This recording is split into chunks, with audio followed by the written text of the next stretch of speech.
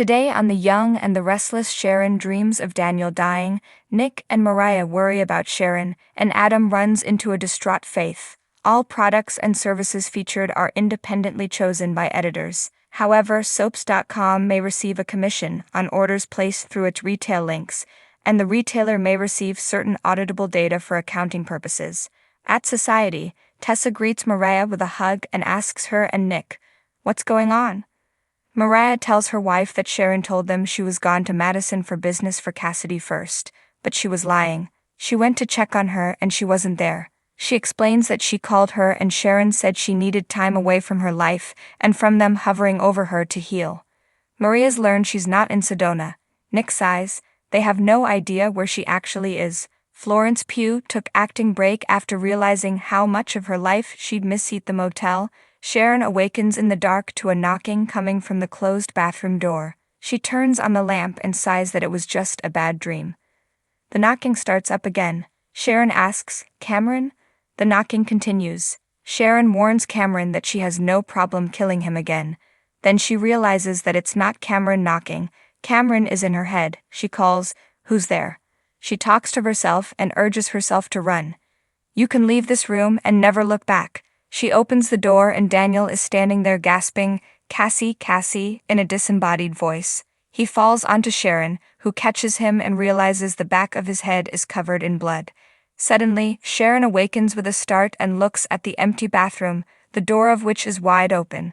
It was a nightmare. In the park, Faith leaves her mom a voicemail pleading with her to call her when she gets this. It would mean a lot to her to hear her voice. "I love you, Mom." Adam appears and asks Faith if she's okay at Daniel's apartment. He hands Heather a tea as a peace offering. He's glad she backed off of the idea of moving away. Heather admits she still thinks they should leave, and wishes they already had. She's willing to stay and listen to his and Lucy's arguments, but wasn't convinced. Daniel teases that she never liked losing an argument in court or at home. Heather will do whatever it takes to support her family. Daniel appreciates that, but doesn't want her to resent the decision. Heather says they're partners and will compromise. Heather and Daniel agree this is different than Savannah and go over his past situation. Heather assures him he's made it up to her and Lucy, but the loss of both of their jobs was triggering. Daniel's sure he'll get work soon. Heather knows he will, but this whole mess with Sharon, the amount of guilt she piles on you, it's hard for her to watch. Daniel gets it, but something tells him she won't be acting like that anymore. He tells Heather that Sharon apologized to him for how she treated their family. Daniel marvels at the honesty she showed him. "I don't know if I deserve it." He still feels responsible for Cassie's death. Heather says he was a teen and has grown into a good man. She wishes Sharon had apologized to Lucy as well. Daniel thinks it's clear she's still trying to figure out how to deal with her family. Heather doubts she'll trust her around their child again. She's erratic and scary. Daniel doesn't want to discuss Sharon anymore. He just wants to focus on their family. They embrace.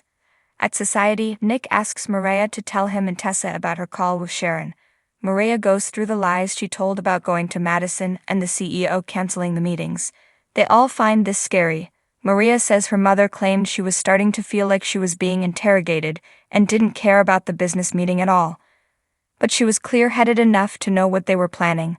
Nick regrets using Faith in a cover story to lure her to an intervention. Mariah and Tessa reassure him. Nick says he has more news, but it's not very encouraging. Nick explains that he reached out to Sharon's doctor, who was protective of her privacy as expected. He told him he was concerned he wasn't getting the whole picture. He told him if things get to the point that they think Sharon is a danger to herself or someone else, they need to call the police. Mariah asks, "You don't think she'd do something like that, do you?" Mariah recalls how Sharon said she couldn't live with all of them watching her every move, but she promised she wasn't considering self-harm. She's sure her mother needs help. Nick's doubtful she'd admit it or turn to her doctor. Her meds clearly aren't working and she probably feels let down. He wishes he could find her, but she's not answering his calls or texts. Mariah says she doesn't want them to know what's going on. At the motel, Sharon asks Cameron, "What are you smiling at?" He's just happy to see her. She asks if he gave her the nightmare. Cameron tells her to get over herself. He is her, so that would mean she gave it to herself. He tells her to stop playing the dumb blonde. She gave herself that dream to talk herself out of doing what has to be done. Sharon says it worked because there's no damn way she's going to do this. She walks over to the dresser and takes out a bottle of pills. She takes on, and Cameron says that's not going to change anything. She's going to have to execute this. Stop screwing around. We both know this is going to happen. Sharon exclaims that Daniel was hurt. He was bleeding, in her nightmare. Cameron says, and only you can make your dreams come true. Sharon fumes, I'm not listening to you. You're dead. Cameron tells her she's not, but she's walking around like she is. Sharon rants that she's barely clinging to her sanity.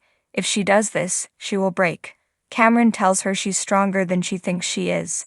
Sharon worries she'll never see her children again and won't have a future. Cameron says that's only if she gets caught. He promises she'll come out of this feeling whole. She must finally get justice for Cassie. In the park, Faith tells Adam she's okay. Adam heard about her accident and knows her dad would be concerned to see her like this, especially if it's about her mom. Faith asks him not to tell her dad. Adam says it's up to her who she wants to talk to. He guesses it's not him and turns to leave. He hopes everything with her and Sharon is okay. Believe it or not, I do care about you both. Faith stops him from leaving. Maybe you can help. Faith asks Adam about getting Sharon help when she was first diagnosed with bipolar disorder. Adam asks if she's sick again. Faith tells him that she hasn't been herself. Her accident upset her, but Daniel Romalotti being back in town also reminded her of what happened to Cassie. At the motel, Sharon looks at a white paper bag on the bed and tells Cameron she doesn't remember what that is. He asks if she remembers checking into this dump. She doesn't. Sharon insists she's done playing games with him. Cameron says he's not playing a game. She switched to autopilot to get herself there, so she could get away from her family and get ready. She asks, ready for what? Cameron nods at the bag on the bed and urges her to take a peek and refresh her memory so they can move this along. She says no. Cameron puts his feet up. Fine. I'll wait. Thanks to you, I have the patience of a dead man. Sharon sits on the bed and opens the bag. She pulls out a black bottle. Cameron says, 1 dose of that and there's no coming back. You are so close, baby, to finally being free of your pain. At Daniel's place, Heather thanks him for being so understanding about yesterday. She regrets being so judgmental. Daniel recaps that he failed her and Lucy the last time. They had no choice but to leave. Heather cries that she never wants to lose him again. Daniel never wants her to be upset again. He's sure they can make Genoa City a wonderful place to live. Heather has a lead on a job and thinks their luck is changing. Daniel says he's meeting his mom and Summer later. Heather will join them if the interview goes well. He's glad they kissed and made up. Heather still wants the kiss. Daniel obliges. At society, Nick tells Maria and Tessa he's left Sharon 5 messages today and won't leave anymore. Maria says she was adamant about wanting space and did not want them to try and track her down. She was making it sound like they were making it worse for her. Nick asks if she thinks her mother knows what she's doing. Mariah replies, maybe. Nick says that's not good enough. He'd rather she be mad at him for the rest of her life. He missed the signs the first time and won't make that mistake again. Holding the bottle in the motel room, Sharon muses that maybe this is how she can end the pain. Cameron says it would kill her kids, who would blame themselves for the rest of their lives. He points out the pain is only half of this. The rest is honoring Cassie. Taking her own life would be cruel and selfish. Sharon argues that what he's pushing her to do is cruel. What about Heather and Lucy and Summer and Phyllis? Cameron laughs. Do you really care about Phyllis? He reminds her she won't know she did it. Sharon says, but I would. And it's wrong. Cameron says the world has been out of balance since Cassie dies and it's up to her to fix that. Cameron tells her she can go back on autopilot, and he'll take care of this. Sharon won't let him control her. She protests that Daniel isn't like him. He's not an answer. Cameron asks if she'll really fail Cassie again. Sharon tells him that he's right. She did not protect Cassie that night. She will hate herself for that forever. But she can't do this. Cameron coaxes, yes, you can. Sharon, you can finally make this right by getting justice for Cassie. Now are you going to do this or aren't you? In the park.